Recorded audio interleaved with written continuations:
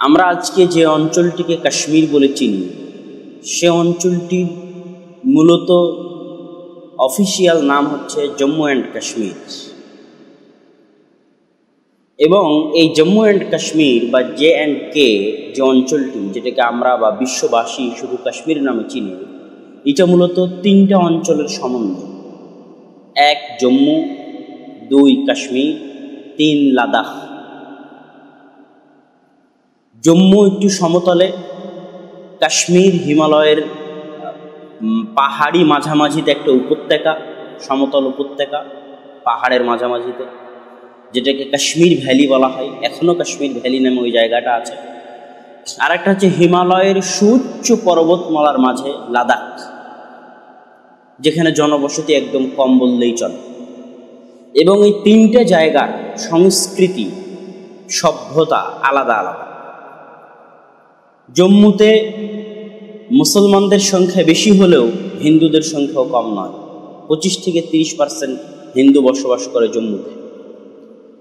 কাশ্মীরে প্রায় 80-90%, কাশ্মীর ভ্যালি যেটা, 80-90% মুসলমান বসবাস করে। আর লাদাখে বৌদ্ধ এবং শিখ মুসলিমরা বসবাস করে। লাদাখে মাত্র 2টি জেলা আছে, লেহ আর কার্গিল। এই কাশ্মীরটা ভৌগোলিকভাবে পাকিস্তান এবং ভারতের জন্য কেন এতটা গুরুত্বপূর্ণ আপনি কল্পনা করেন।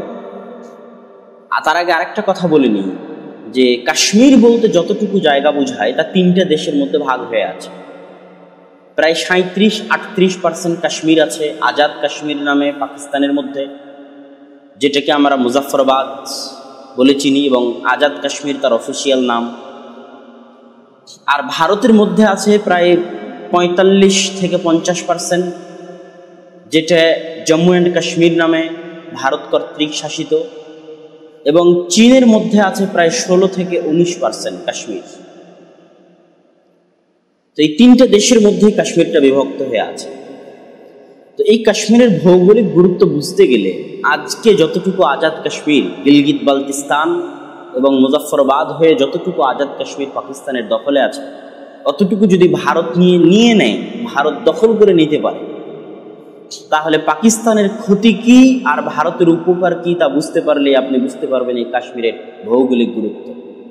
ভারত দখল করে নিতে পারলে ভারতের সাথে আফগানিস্তানের সরাসরি ভূ সংযোগ কায়েম হবে, ভূ যোগাযোগ কায়েম হবে আফগানিস্তানের সাথে, যা ভারতের জন্য অনেক প্রয়োজন এবং অনেক জরুরি। এখন ভারতকে আফগানিস্তানে যেতে হয় সমুদ্র পথে ইরান হয়ে, ইরানের ট্রানজিট ব্যবহার করে, যা অনেক ব্যয়বহুল এবং অনেক কষ্টসাধ্য। আর যদি আজাদ কাশ্মীর, পাকিস্তান যে কাশ্মীরটুকু দখল করে রেখেছে, বা পাকিস্তানের যতটুকু কাশ্মীর আছে অতটুকু ভারত দখল করতে পারলে ভারতের সাথে আফগানিস্তানের কানেকশন হবে ডাইরেক্ট। আর পাকিস্তান যদি অংশটুকু হারিয়ে ফেলে, তাহলে পাকিস্তানের সাথে চীনের আর কোনো প্রকার ভূ যোগাযোগ থাকবে না। বর্তমান আজাদ কাশ্মীর দখলে রাখার কারণে গিলগিত বালতিস্তানের উপর দিয়ে চীন হয়ে একটা রাস্তা, বিশাল ব্যবসায়িক করিডোর রাস্তা চীন হয়ে পাকিস্তানের মধ্যে দিয়ে গোয়াদার পোর্ট, যেটা সমুদ্র বন্দর, সেই গোয়াদার পোর্ট পর্যন্ত যাচ্ছে। এখন ইউরোপ থেকে, আমেরিকা থেকে, সৌদি থেকে যা কিছু আসবে চীনে, তার ওই ইন্দোনেশিয়া, মালয়েশিয়া হয়ে ঘুরে, থাইল্যান্ডের ওই সমুদ্র হয়ে ঘুরে অনেক দূর দিয়ে আর চীনে যাওয়া লাগবে না, বরং গোয়াদার পোর্ট থেকে নামিয়ে রাস্তার পথে সোজা চীনে প্রবেশ করবে এবং চীনের যাবতীয় ব্যয় খরচ কমে যাবে। তাহলে এবার আপনি বুঝতে পারতেছেন যে আজাদ কাশ্মীর বা কাশ্মীর যে জায়গাটুকু, এই কাশ্মীর জায়গাটুকুর ভৌগোলিক গুরুত্ব চীনের কাছে কতখানি, পাকিস্তানের কাছে কতখানি এবং ভারতের কাছে কতখানি।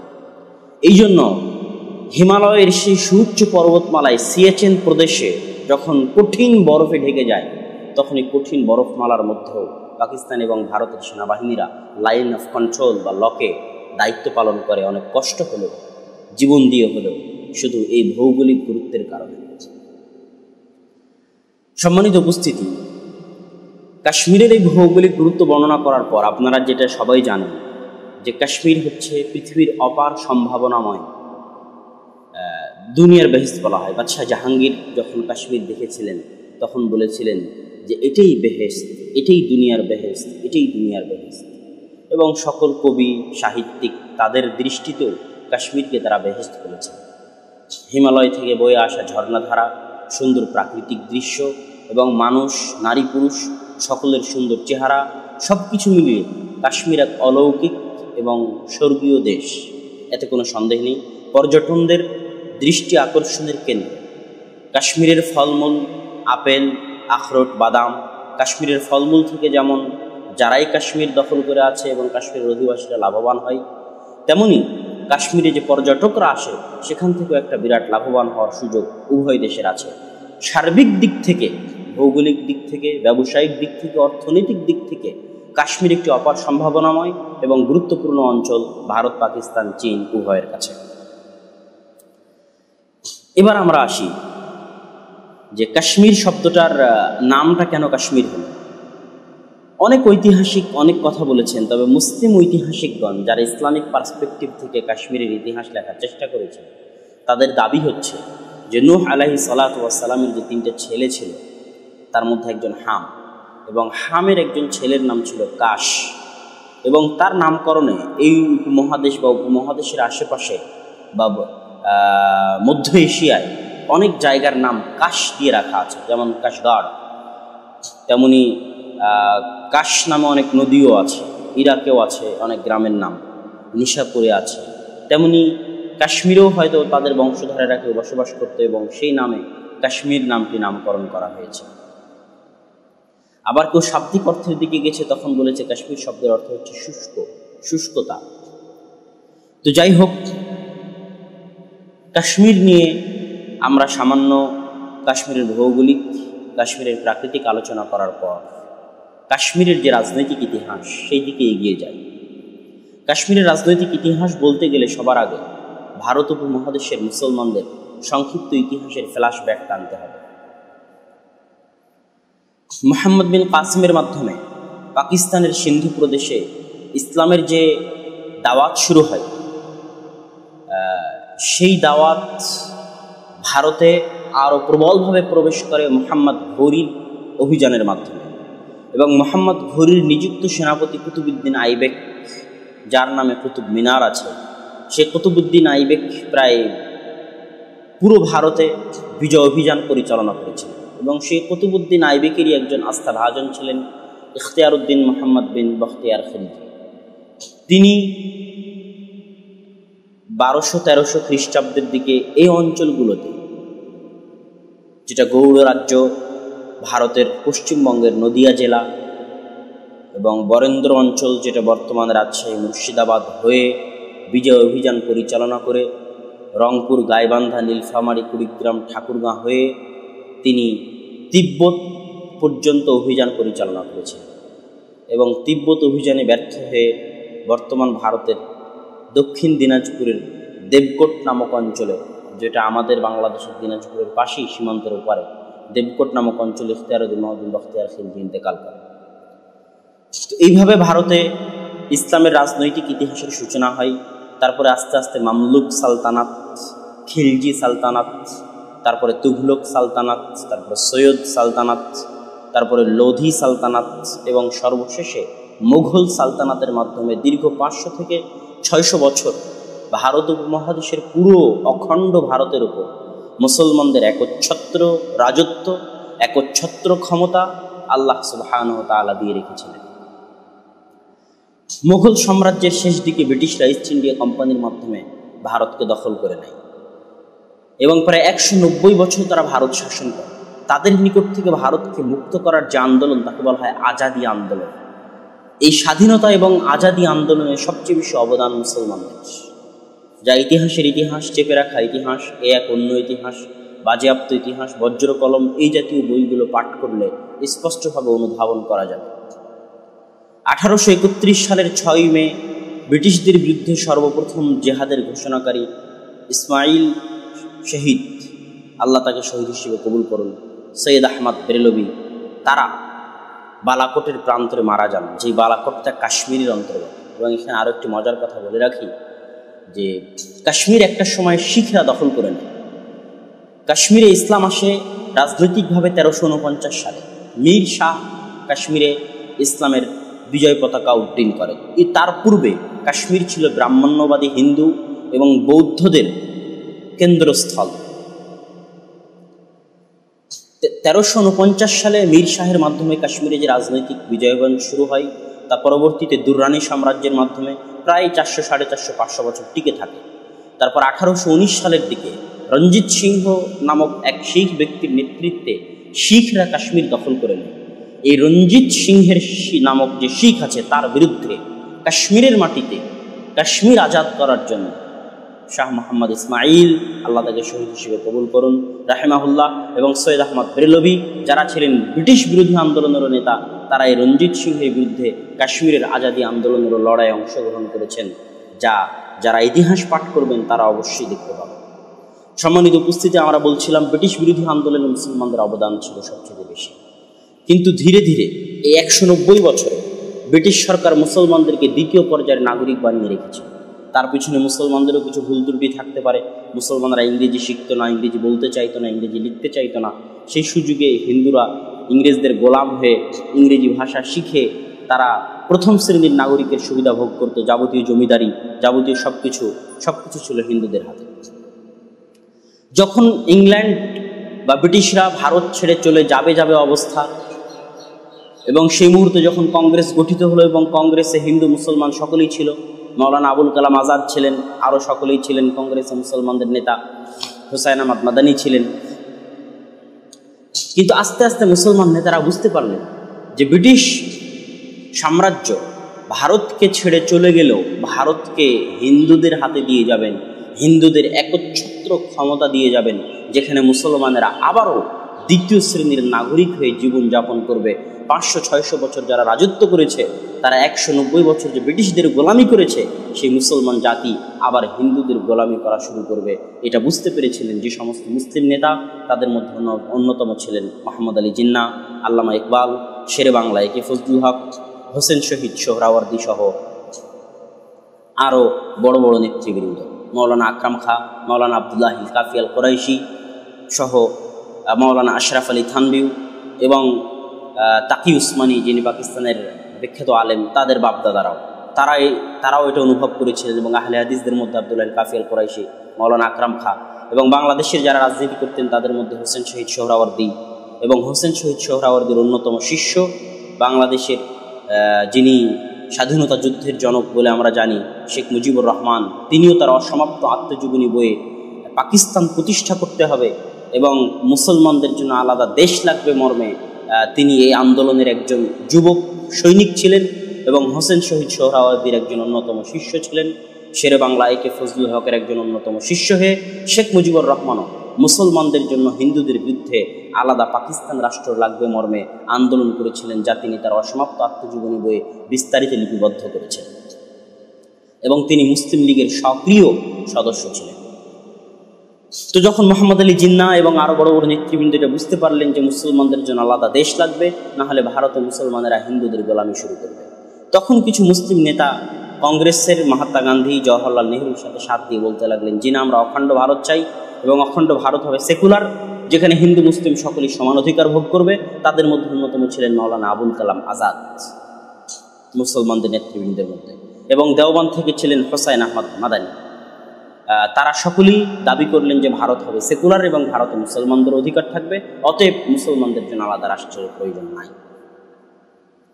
যেভাবেই হোক 1947 সালে 14 আগস্ট এবং 15 আগস্ট দুটি দেশের স্বাধীনতার ঘোষণা হয় এবং ঘোষণা করে দেওয়া হয় যে সমস্ত রিয়াসাহ, যে সমস্ত রাজ্য চাহে পাকিস্তানের সাথে যোগ দিতে পারবে, চাহে ভারতের সাথে যোগ দিতে পারবে। এই নির্দেশে বাংলাদেশ তথা তৎকালীন পূর্ববঙ্গ এবং বর্তমান বাংলাদেশ পাকিস্তানের সাথে যোগদান করে শেরে বাংলা একে ফজলুল হক, হোসেন শহীদ সোহরাওয়ার্দী এবং শেখ মুজিবুর রহমানের নেতৃত্বে। এবং ওইদিকে পাকিস্তানেও বর্তমান যেটা পাকিস্তান আছে, সেই পাকিস্তানের যে রাজ্যগুলো পাঞ্জাব, লাহোর, খাইবার পাখতুনখা, তারাও পাকিস্তানের সাথে যোগদান করে। 3টে রাজ্য নিয়ে সমস্যা দেখা দেয়। একটা হচ্ছে জুনাগড়, জুনাগড়ের প্রধান ছিলেন মুসলমান কিন্তু অধিকাংশ জনগণ ছিল হিন্দু। আর একটা হচ্ছে হায়দ্রাবাদ বা অন্ধ্রপ্রদেশ, যেটার প্রধান ছিলেন, রাজা ছিলেন মুসলমান নিজাম, কিন্তু অধিকাংশ জনগণ ছিল হিন্দু। এবং আরেকটা যেটা সমস্যা ছিল সেটা হচ্ছে কাশ্মীর। কাশ্মীরে অধিকাংশ মানুষ ছিল মুসলমান 80% 90% যেটা ফুল কাশ্মীর, পাকিস্তান কাশ্মীর, ভারত কাশ্মীর সব মিলে 80% 90% মানুষ ছিল মুসলমান, কিন্তু ক্ষমতায় ছিল শিখ হিন্দু রাজা হরি সিংহ। এবং তখনও হরি সিংহের এই কাশ্মীর ব্রিটিশ সাম্রাজ্যের অধীনে সেভাবে ছিল না, বরং ব্রিটিশরা 75 লাখ রুপিতে, ওই যে আমি বলেছিলাম শিখরা 1819 সালে মুসলমানদের নিকট থেকে যে কাশ্মীর দখল করে নিয়েছিল এবং শাহ ইসমাইল শহীদ কাশ্মীরের আজাদির জন্য যে আন্দোলন করেছিলেন, জিহাদ করেছিলেন রঞ্জিত সিংহের বিরুদ্ধে, পরবর্তীতে শিখদের কাছ থেকে ইংরেজরা কাশ্মীর দখল করে নিয়ে আবার এই কাশ্মীরকে 75 লাখ রুপিতে ডোগরাদের নিকটে বিক্রি করে দেয়, যে ডোগরাদের নেতা ছিল গোলাপ সিংহ। এবং সেটা বিভিন্ন কবি সাহিত্যিকদের ভাষায় 75 লাখ কা সৌদা, 75 লাখে জনগণকে এবং মাটিকে বিক্রি করে দেওয়া হয়েছে, এই মর্মে অনেক কবি সাহিত্যিকের ভাষায় ফুটে উঠেছে। তো এই গোলাপ সিংহের বংশধরেরা এই 75 লাখ টাকার বিনিময়ে এই কাশ্মীরের মালিক ছিল, যাদের মধ্যে একজন ছিল 1947 সালে হরি সিংহ। তো হরি সিংহ ছিলেন আজাদ রাজা বাদশাহ। তিনি 75 লাখ টাকার বিনিময়ে তার বাপদাদা কাশ্মীর এই ব্রিটিশদের নিকট থেকে কাশ্মীর ক্রয় করে নিয়েছিল। তো এই কারণে কাশ্মীরের মুসলমানদের সমস্যা দেখা গেল। এখানে আর একটা সমস্যা হচ্ছে কাশ্মীরের মুসলমানদের রাজনৈতিক সচেতনতা বাংলার পূর্ববঙ্গের মুসলমানদের মতো অতটা ছিল না। বাংলার পূর্ববঙ্গের মুসলমানদের এতটাই রাজনৈতিক সচেতনতা ছিল যে আপনি 1940 সালে যখন লাহোর প্রস্তাব বা পাকিস্তান প্রস্তাব পেশ করা হয়, আপনি ইতিহাস দেখেন সেই প্রস্তাব পশ্চিম পাকিস্তানের কেউ পেশ করে, বরং এই বাংলাদেশের শেরে বাংলা একে ফজলুল হক, আল্লাহ তাকে হেফাজত করুন, ক্ষমা করুন, তিনি পাকিস্তান প্রস্তাব পেশ করেছিলেন। তথা পাকিস্তান আন্দোলনে যারা পশ্চিম পাকিস্তান তাদের চাইতে অনেক বেশি জোশ এবং আবেগ নিয়ে পূর্ববঙ্গের নেতারা আন্দোলন করেছিলেন, রাজনীতি করেছিলেন, যার মধ্যে শেখ মুজিবুর রহমান, হোসেন শহীদ সোহরাওয়ার্দী, শেরে বাংলায় ফজলুল হক ছিলেন অন্যতম। তো এইরকম কোনো মুসলিম নেতা, রাজনৈতিক সচেতন কোনো মুসলিম নেতা সেই সময় কাশ্মীরে ছিল না। সেই সময় কাশ্মীরের নেতা ছিল হরি সিংহ।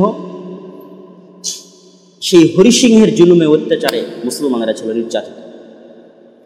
তো হরি সিংহ ভারতেও যোগ দিতে চাইলেন না, পাকিস্তানেও যোগ দিতে চাইলেন না, তিনি আজাদ, আলাদা, স্বাধীন হয়ে থাকতে চাই। এইদিকে জওহরলাল নেহরু ছিলেন অনেক কনসার্ন, অনেক সজাগ কাশ্মীরের বিষয়ে, আর মিস্টার জিন্নাহ ছিলেন একটু চিন্তামুক্ত যে কাশ্মীর যেহেতু 80-90% মুসলমান, অতএব কাশ্মীর আমার পাকিস্তানে আসবেই। আর জওহরলাল নেহরু চিন্তাই ছিলেন যে কাশ্মীরের 80-90% মুসলমান, অতএব কাশ্মীরকে কীভাবে আমি হাত করব, কীভাবে হাত করা যায়নি, তিনি চিন্তাই ছিলেন। তিনি চিন্তার মধ্যে কাশ্মীরের তৎকালীন সময়ে একজন জনপ্রিয় মুসলিম নেতা, যদিও রাজা ছিলেন হরি সিংহ, কিন্তু হরি সিংহের জুলুম অত্যাচারের বিরুদ্ধে যে মুসলিম নেতা আন্দোলন করত তার নাম শেখ মোহাম্মদ আবদুল্লাহ। সেই শেখ মোহাম্মদ আবদুল্লাহর সাথে সুসম্পর্ক গড়ে তুললেন চালাক, বুদ্ধিমান রাজনীতিবিদ, চৌকস রাজনীতিবিদ জওহরলাল নেহরু। এবং হরি সিংহকে পাশ কাটিয়ে মুসলিম জনমতকে সাথে নেওয়ার জন্য শেখ মোহাম্মদ আবদুল্লাহকে জওহরলাল নেহরু ব্যবহার করলেন। এবং শেখ মোহাম্মদ আবদুল্লাহকে জওহরলাল নেহরু পার্সোনাল সম্পর্কের ভিত্তিতে এই আশ্বাস দিলেন যে আপনারা যদি ভারতের সাথে যোগ দেন তাহলে এই সেকুলার ভারতে বসবাসের জন্য কোনো সমস্যা হবে না, বরং এই বিরাট ভারত সাম্রাজ্যে আপনারা অনেক আরাম এবং অনেক শান্তিতে বসবাস করবেন। শেখ মোহাম্মদ আবদুল্লাহ জওহরলাল নেহরুর এই ফাঁদে পা দিয়ে দিলেন এবং তিনি পাকিস্তানে যোগ না দিয়ে বা আলাদা স্বাধীন না থেকে তিনি কাশ্মীরের এক প্রকার সওদা করলেন। যদিও কাশ্মীরকে নিয়ে দুইটা চুক্তি হওয়ার চেষ্টা ছিল।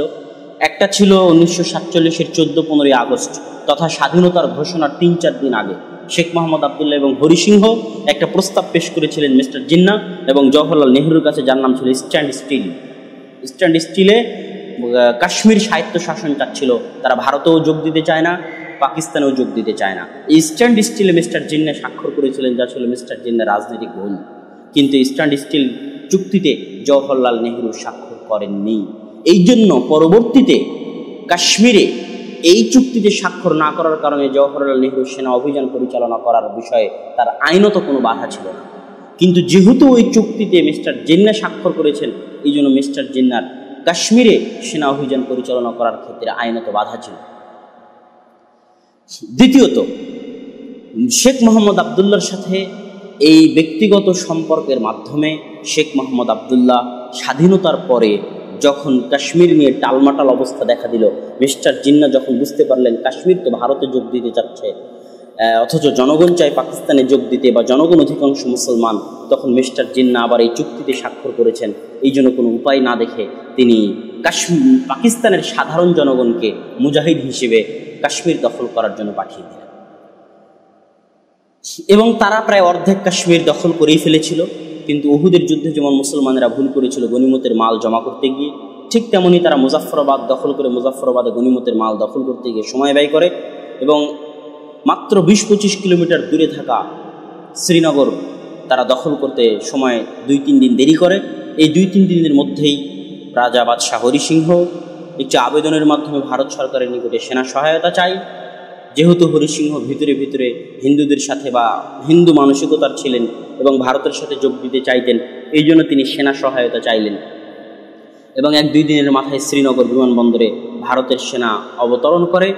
পাকিস্তান যে যতটুকু দখল করতে পেরেছিল ততটুকু পাকিস্তানের দখলে থেকে যায় এবং 4 বছর ব্যাপী যুদ্ধ চলার পর যুদ্ধবন্দির মাধ্যমে ওই লাইনটাকে যতটুকু পাকিস্তান দখল করেছিল এবং ভারতের নিকটে যতটুকু থেকে গেছিল সেটাকে বলা হয় লাইন অফ কন্ট্রোল, যেটা এখনো কাশ্মীর এবং যেটা এখনো ভারত এবং পাকিস্তানের মধ্যে সীমান্ত রেখা হয়ে আছে। সম্মানিত উপস্থিতি, এই পর্যায়ে এসে এই যে ভারতের সেনাবাহিনীর সহায়তা নিয়ে এবার শেখ মোহাম্মদ আবদুল্লাহ এবং বাদশাহ, যারা হিন্দু বাদশাহ, তারা সবাই মিলে ভারতের সাথে একটা চুক্তি স্বাক্ষর করেন। সেটাই হচ্ছে, সেই চুক্তিতে কি আছে? সেই চুক্তিতে আছে যে পাকিস্তান, এটাকে বলা হয় ট্রিটি অফ এক্সেশন, কাশ্মীর শুধু ভারতের সাথে যুক্ত হচ্ছে, ভারতের মধ্যে ঢুকে যাচ্ছে। কাশ্মীর শুধু ভারতের সাথে ইউনাইটেড হচ্ছে কয়েকটা শর্তে। 1, কাশ্মীরের যোগাযোগ, কাশ্মীরের মুদ্রা, কাশ্মীরের বৈদেশিক সম্পর্ক এবং কাশ্মীরের যে প্রতিরক্ষা ব্যবস্থা, কাশ্মীরের রক্ষণাবেক্ষণের যে প্রতিরক্ষা ব্যবস্থা, সেনাবাহিনী, বর্ডার, এই 4টা জিনিসের বিষয়ে দেখাশোনা করবে কেন্দ্র সরকার এবং বাকি সব কিছু বিষয়ে কেন্দ্র সরকার কোনো হস্তক্ষেপ করতে পারবে না। কাশ্মীরের স্থানীয় যে অ্যাসেম্বলি, স্থানীয় যে রাজ্যসভা, লোকসভা যে সিদ্ধান্ত নিবে সেই সিদ্ধান্তই মানতে বাধ্য থাকবে কেন্দ্রীয় সরকার। এবং এইভাবে কাশ্মীরের জন্য আলাদা প্রাইম মিনিস্টার, প্রধানমন্ত্রীর পদ রাখা হয়েছিল, যেটা ভারতের অন্য কোনো রাজ্যে ছিল না। ভারতের সব রাজ্যে মুখ্যমন্ত্রী হয়, চিফ মিনিস্টার হয়, কিন্তু একমাত্র কাশ্মীরে প্রাইম মিনিস্টার হতো। ভারতের অন্য কোনো রাজ্যের আলাদা পতাকা ছিল না, একমাত্র কাশ্মীরের আলাদা পতাকা ছিল। এবং এই বদৌলতে কোনো ভারতীয় নাগরিক যিনি কাশ্মীরের নাগরিক নন, তিনি কাশ্মীরে কোনো প্রকার জমি জায়গা ক্রয় করতে পারবেন না। এবং কোনো কাশ্মীরি মহিলা যদি কোনো ভারতীয় নাগরিককে বিবাহ করে, তাহলে সে কাশ্মীরের কোনো জমি জায়গার বিষয়ে কোনো অধিকারের চাহিদা বা কোনো দাবি পেশ করতে পারবে না। এমনকি কাশ্মীরের আলাদা সংবিধান পর্যন্ত ছিল। এই বদৌলতে এই চুক্তি শেখ মোহাম্মদ আবদুল্লাহ এবং জওহরলাল নেহরুর সাথে স্বাক্ষর করে। কিন্তু দুঃখজনক হলেও সত্য যে এই চুক্তি স্বাক্ষর করার পরে আস্তে আস্তে শেখ মোহাম্মদ আবদুল্লাহ বুঝতে পারেন যে ভারত তো যখন মহাত্মা গান্ধীকে হত্যা করে দেওয়া হলো, তখন তিনি চমকে গেলেন যে সেকুলারিজমের নেতা মহাত্মা গান্ধী, তাকে হত্যা করে দেওয়া হচ্ছে হিন্দুত্ববাদী উগ্রবাদী চেতনার মাধ্যমে। তাহলে ভারত কোন দিকে যাচ্ছে? ভারত তো একটা হিন্দু রাষ্ট্র পরিণত হতে যাচ্ছে। এবং আস্তে আস্তে যখন এই ধারাগুলোকে নামকাওয়াস্তে ধারা রেখে ভারত সরকার সেগুলো মানতে চায় না এবং সেগুলো বাস্তবায়ন করতে দিতে চায় না, নামকাওয়াস্তে ধারা রাখে, তখন শেখ মোহাম্মদ আবদুল্লাহ চিন্তিত হয়ে পুনরায় কাশ্মীরের আজাদির জন্য পাকিস্তানের সাথে, চায়নার সাথে, ব্রিটিশের সাথে যোগাযোগ স্থাপন করা শুরু করলেন। যখন তিনি যোগাযোগ স্থাপন করতে লাগলেন, তখন জওহরলাল নেহরু তার এই বন্ধুকে গ্রেফতার করে 17 বছরের জন্য জেলে ভর্তি করে দেন। এই জেলে ভর্তি করার মাধ্যমে কাশ্মীরের মুসলমানদের নতুন চেতনা শুরু হয় যে আমরা যাকে নেতা মানতাম, যাকে বিশ্বাস করলাম এবং তিনি ভারতকে বিশ্বাস করলেন, তাকে ভারত জেলখানায় দিয়ে দিল। এটা তো ভারত গাদ্দারি করল। এই যে ভারতের উপর থেকে জনগণের আস্থা উঠে যাওয়া শুরু হলো, আস্তে আস্তে ইট পাথর, মিছিল মিটিং, একটা পর্যায়ে সশস্ত্র যুদ্ধ শুরু হলো এবং সেটা আস্তে আস্তে এমন একটা পর্যায়ে আসলো যে বর্তমান বিজেপি সরকার ওই সম্পূর্ণরূপে মূলোৎপাটন করে দিয়ে কাশ্মীরকে 2 ভাগে ভাগ করে দিয়ে, জম্মু অ্যান্ড কাশ্মীর এবং লাদাখ 2 ভাগে ভাগ করে দিয়ে, কাশ্মীরকে আলাদা রাজ্যও না রেখে, পশ্চিমবঙ্গ যেমন আলাদা রাজ্য আছে, বিহার আলাদা রাজ্য আছে, মধ্যপ্রদেশ আলাদা রাজ্য আছে, অন্ধ্রপ্রদেশ আলাদা রাজ্য আছে, উত্তরপ্রদেশ আলাদা রাজ্য আছে, আসাম আলাদা রাজ্য আছে, ত্রিপুরা আলাদা রাজ্য আছে। কাশ্মীরকে আলাদা রাজ্যও না রেখে কাশ্মীরকে সরাসরি কেন্দ্রীয় শাসনভুক্ত করে একটা সেনা গভর্নর কর্তৃক সেনা শাসিত অঞ্চলে পরিণত করার যে চক্রান্ত ভারত সরকার নিয়েছে তা অনেক দুঃখজনক এবং অনেক ভয়াবহ। অনেক ভয়াবহ কোন জায়গায়? আপনারা যদি গতকালের পেপার পত্রিকা পড়ে থাকেন তাহলে দেখবেন যে বাংলাদেশের স্বরাষ্ট্রমন্ত্রী আসাদুজ্জামান খান কামালের সাথে ভারতের হিন্দুত্ববাদী স্বরাষ্ট্রমন্ত্রী অমিত শাহের যে বৈঠক হয়, সে বৈঠকের পরে যৌথ বিবৃতি দেওয়ার কথা ছিল, কিন্তু স্বরাষ্ট্রমন্ত্রী আসাদুজ্জামান খান কামালের সাথে অমিত শাহের একটা বিষয়ে অমিল হওয়ার কারণে, মতানৈক্য হওয়ার কারণে যৌথ বিবৃতি দিতে পারেনি ভারত এবং বাংলাদেশ। আপনারা প্রথম আলো, নয়া দিগন্ত সব পত্রিকা পড়ে দেখবেন গতকালের নিউজটি। কি সে অমতের বিষয়টি? দুইজনের পূর্ব পরিকল্পনার মধ্যে এই আলোচনার বিষয় ছিল না। সেটা হচ্ছে আসামের এনওসি। আসামের 40 লক্ষ মুসলমানকে ভারত নাগরিকত্ব থেকে বঞ্চিত করে বহিরাগত বাংলাদেশি নাগরিক দাবি করে তাদেরকে বাংলাদেশে ফেরত পাঠাতে চায়। এই আলোচনা যখন শুরু করে স্বরাষ্ট্রমন্ত্রী আসাদুজ্জামান খান কামালের সাথে, তখন আসাদুজ্জামান খান কামাল নাকচ করেন যে না, কোনো বাংলাদেশি নাগরিক আসামে এভাবে যায়নি বা নাই।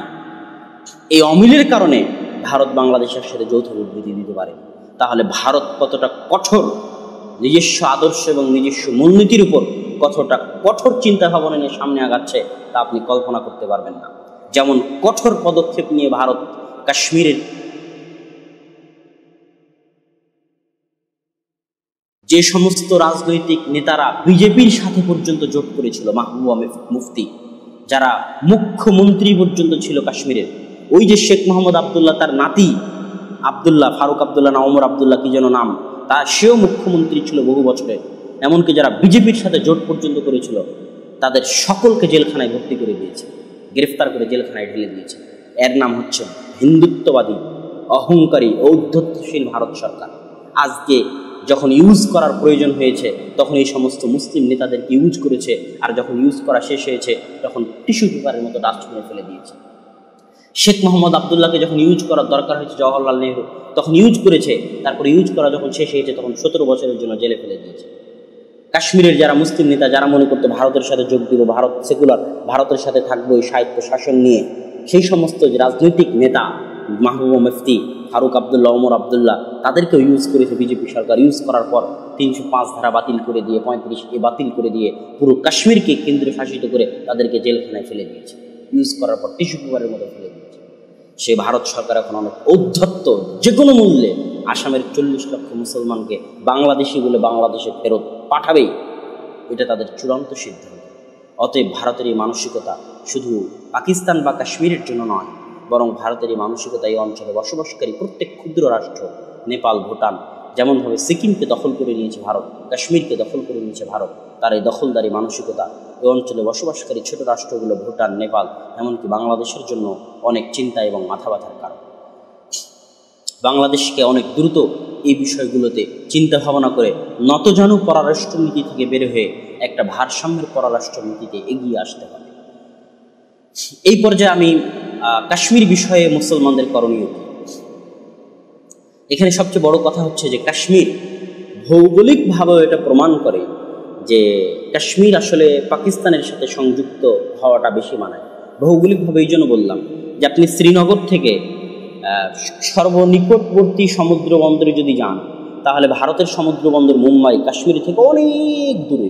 সেই তুলনায় পাকিস্তানের সমুদ্র বন্দর কাশ্মীরকে শ্রীনগর থেকে অনেক কাছে। শ্রীনগর থেকে ভারতের রাজধানী দিল্লি বহু দূর, শ্রীনগর থেকে মাত্র কয়েক কিলোমিটার দূরে পাকিস্তানের রাজধানী ইসলামাবাদ। এবং যত নদী কাশ্মীর থেকে প্রবাহিত হয়েছে সব নদী পাকিস্তানের মধ্যে থেকে প্রবাহিত হয়েছে। তো ভৌগোলিকভাবে এটা ভারতের যারা গবেষক তাদেরও দাবি যে ভৌগোলিকভাবে এবং সাংস্কৃতিকভাবে কাশ্মীর আসলে পাকিস্তানের সাথে রিলেটেড। তারপরও আমরা যে জাতিসংঘ যেটা বলেছে আমরা সেটাকেই সামনে রাখতে চাই যে একমাত্র কাশ্মীরের জনগণকে এটা সিদ্ধান্ত নিতে দেওয়া উচিত যে তারা ভারতের সাথে থাকতে চায়, না তারা পাকিস্তানের সাথে যেতে চায়, না তারা আলাদা কাশ্মীর স্বাধীন দেশ, কাশ্মীর দেশ হিসেবে গড়ে তুলতে চায়। এই সিদ্ধান্ত নেওয়ার অধিকার কাশ্মীরের জনগণকেই দেওয়া উচিত।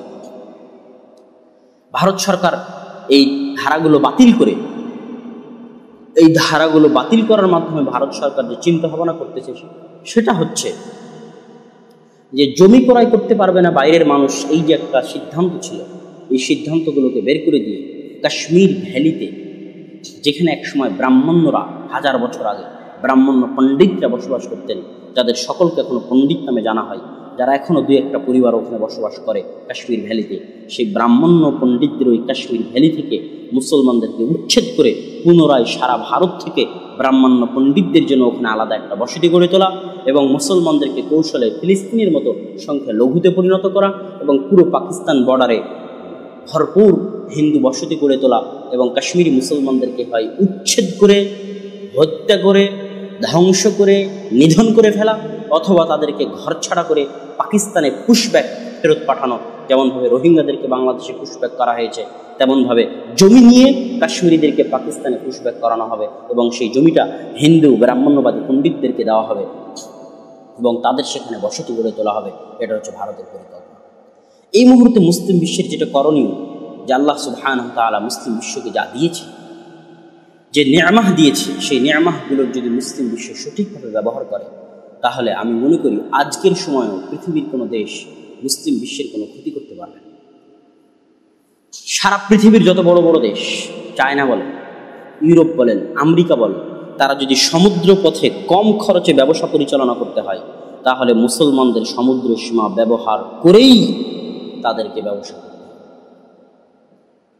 সেটা সুয়েজ খাল হোক, সেটা ভূমধ্য সাগর হোক, সেটা লোহিত সাগর হোক, সেটা আরব সাগর হোক, সেটা ভারত সাগর হোক, সেটা বঙ্গোপসাগর হোক, মুসলমানদের সমুদ্র সীমা আপনি যদি মানচিত্র ঘাটেন তাহলে দেখতে পাবেন সবচেয়ে কৌশলগত, পৃথিবীর সবচেয়ে কৌশলগত সমুদ্রের সীমার অধিকারী হচ্ছে মুসলিম রাষ্ট্র, যেগুলো বন্ধ করে দিলে আমেরিকা, ইউরোপ অচল হয়ে যাবে, পৃথিবীর সকল রাষ্ট্র অচল হয়ে যাবে। পৃথিবীর সবচেয়ে বড় যেটা বিমান রুট, সেই বিমান রুটের অধিকাংশ রুট মুসলিম রাষ্ট্রগুলোর ভর্তি। পৃথিবীর যেটা সবচেয়ে শক্তিশালী যে জিনিসগুলো এখন ধরা হয়, সেটা যে তিনটে, একটা হচ্ছে তেল, একটা গ্যাস, আর একটা সূর্যের বিদ্যুৎ, সৌর বিদ্যুৎ বা সৌরশক্তি। এই তিনটা শক্তি পৃথিবী পরিচালনা করতেছে এবং অদূর ভবিষ্যতে করবে।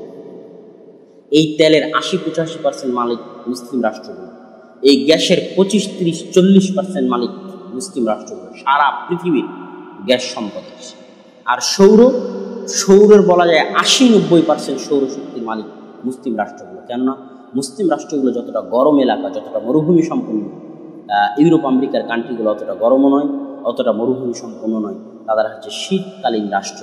এই জন্য সৌরশক্তি, ভবিষ্যৎ পৃথিবী যদি সৌরশক্তি পরিচালনা করে, তাহলে সৌরশক্তির দিক থেকেও মুসলিম রাষ্ট্রগুলো এগিয়ে। এবং আল্লাহ সুবহানাহু ওয়া তাআলা কিছু কিছু মুসলিম রাষ্ট্রকে এতটা অঢেল সম্পদ দিয়েছে, দুবাই, কুয়েত, কাতার, বাহরাইন, সৌদি, এই মুসলিম রাষ্ট্রগুলোকে এতটা অঢেল সম্পদ দিয়েছে যে তারা এই সম্পদকে ব্যবহার করে অনেক কিছুই করতে পারে। আজকে যদি শুধু মিডল ইস্টের এই কান্ট্রিগুলো বলে যে আমরা ভারতের সাথে যাবতীয় বাণিজ্যিক সম্পর্ক ছিন্ন করব বা ভারতের যাবতীয় শ্রমিককে ভারতে ফেরত পাঠাবো, তাহলে একদিনেই সব কাজ হয়ে যাবে, সব ওকে হয়ে যাবে।